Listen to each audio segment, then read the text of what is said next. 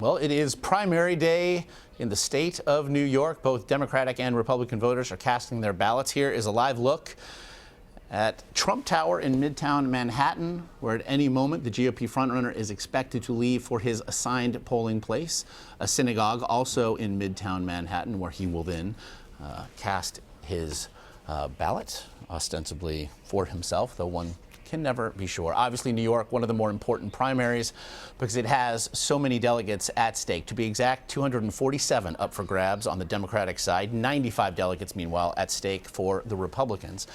And as Donald Trump is poised for a landslide victory in his home state, as you can see here, an average of the latest New York polls show Trump beating his nearest rival, Ohio Governor John Kasich, by some 30 points. So here to discuss that and a whole lot more, Trump campaign national spokesperson Katrina Pierson. Katrina, we appreciate the time today.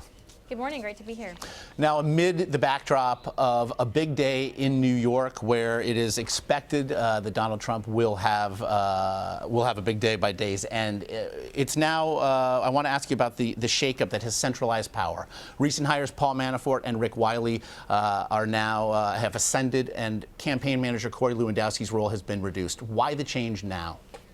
Well, I'm not quite sure where you're getting that information. I mean, just because you bring in new people doesn't mean anyone's role is reduced. I mean, he brought in specific people to handle very specific entities, particularly when we see what's happening with the delegate system across the country. He brought in specialists. That's what Mr. Trump does. Corey Lewandowski is still the campaign manager.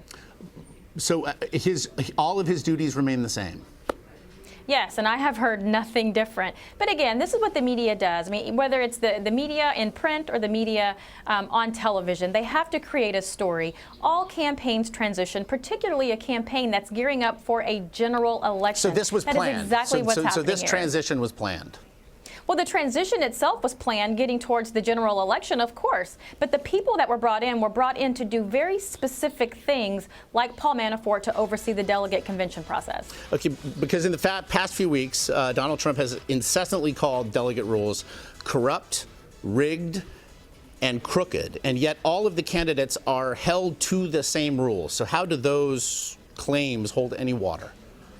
Well, simply because if you look at the delegate process that's happening, it's not this grassroots process that the RNC is talking about. This is an insider game. For example, in Colorado, when they changed the delegate selection process. It gives you the illusion that these individuals are being elected, but in fact, they're not. They are actually weeding out Trump delegates to put in their own. A lot of these individuals are just elected officials. And in the state of Indiana, they're charging people $2,000 to be a delegate. That is not grassroots. Are they breaking rules, though? Well, that depends. I mean, is it against the rules to leave people off the ballot? I think it is. In Colorado, there were Trump delegates who had credentialing issues, who couldn't even get into the convention. And those that did, some of them were left off the ballot, so they couldn't have been selected if they wanted to. That's corruption. But Donald Trump has said in the past, as a businessman, that he has exploited loopholes in hiring practices, for instance, that he said he would then close if elected president. Doesn't the same logic then apply here, that these are the rules of the game, and short of proof that those rules have been broken, that he is now essentially playing catch up with the hires of Paul Manafort and Rick Wiley to play that game specifically? Well, no, these aren't really loopholes. Again, like I said, if the rules are being followed and everyone's playing the same game, then that's different. We are talking about things that have happened, like I said, people being left off the ballots, which actually goes against the rules. Maybe it's misorganization at the party at the state level. Maybe it isn't. Those are the things that we're trying to find out, which is exactly why Mr. Trump brought in specialists to oversee the process.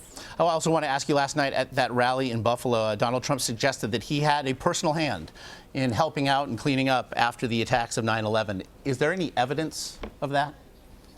I'm sure Mr. Trump can produce all kinds of evidence. He's definitely helped out with some of the charities and some of the funds, some of the individuals. There's a lot of things that Mr. Trump does behind the scenes so he doesn't get the attention, whether it's sending thousands of dollars to families or helping out individuals. And these are things that he doesn't do like most politicians do for a photo op. Mr. Trump does things behind the scenes, and I'll be glad to ask him to get that for you. So that's what he was referring to the best of your knowledge? Oh, absolutely. Mr. Trump does all kinds of things for all kinds of people, and he just doesn't do it in the public eye. All right. We'll leave it there. Trump national spokesperson Katrina Pierson, as always, appreciate the time. Thank you. Great to be here.